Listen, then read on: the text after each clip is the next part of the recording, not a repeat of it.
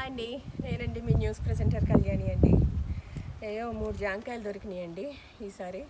అయితే ఇవి సీతాఫలకాయలు కొంచెం పండినట్లే అనిపిస్తున్నాయండి. తీసేస్తాను, ఎందుకంటే మేము వచ్చేసరికి దగ్గర దగ్గర ఒక 20 కాయలు 30 కాయలు కనిపించలేదండి. మరి ఎవరి కోసం తిన్నారో ఏమో మాకైతే తెలీదు.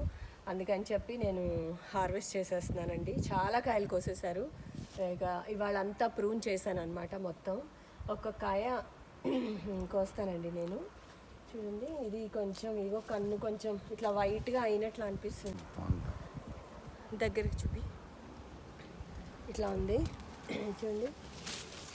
ఇదిగోండి, ఇది ఇట్లా ఆకురాపిడి అయినట్టుంది. ఇట్లా దొరికినాయండి. ఇంకొకటి ఇక్కడ ఒకటి బాగుంది. ఇదిగోండి, ఇది ఇట్లా కొంచెం వైట్గా వచ్చినాయి అన్నీ కోసేస్తున్నానండి. కొంచెం కన్ను పెద్దగా అయినాయి, వైట్గా అన్నీ కోసేస్తున్నా. ఎందుకంటే చాలా బాధ అనిపిస్తుంది అన్ని కాయలు కోసేసారని.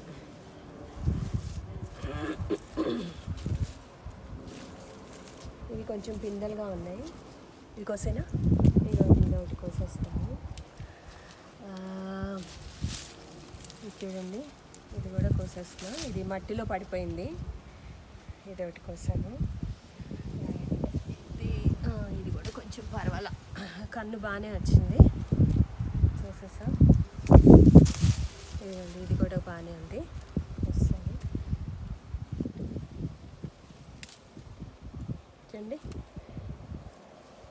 ఆల్మోస్ట్ కోసేసానండి. ఇంకా కొన్ని కాయలే ఉన్నాయి. యాక్చువల్గా 50-60 కాయలు ఉండాలి.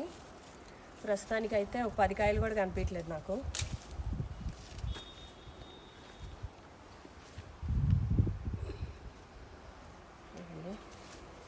కాయలు కోసాను, బట్ బాగున్నాయండి కాయలు. ఉన్న కాయలు కూడా చాలా బాగున్నాయి అన్నమాట. ఇదండి, మీకు తెలుసు కదా సీతాఫలంలో చాలా ఉంటుందండి. పీచు పదార్థం ఉంటుంది, షుగర్, న్యాచురల్ షుగర్ ఉంటుంది, అండ్ హెల్త్కి చాలా మంచిది అన్నమాట. ఇది డయాబెటిక్ పేషెంట్స్కి ఆకులతో కషాయం చేస్తారు. ఇవన్నీ మీకు తెలిసిందే కదా, చాలా మంచిది అన్నమాట. మీరు కూడా ఇట్లా నాటుదే వేసుకోండి. నేను థాయ్ సీతాఫలం అవి వేసా కానీ అసలు ఇంతవరకు అవి కాపుకే రాలేదు. బట్ ఇదైతే మటుకి బాగానే కాస్తుందండి. ఒక 50-60 కాయ కాస్తుంది అనమాట. ఎలా ఉంది మా సీతాఫలం హార్వెస్ట్? నచ్చిందా? నచ్చితే లైక్ చేయండి, షేర్ చేయండి, సబ్స్క్రైబ్ చేయండి. మొక్కల్ని నాటుదాం, పర్యావరణాన్ని కాపాడుకుందాం.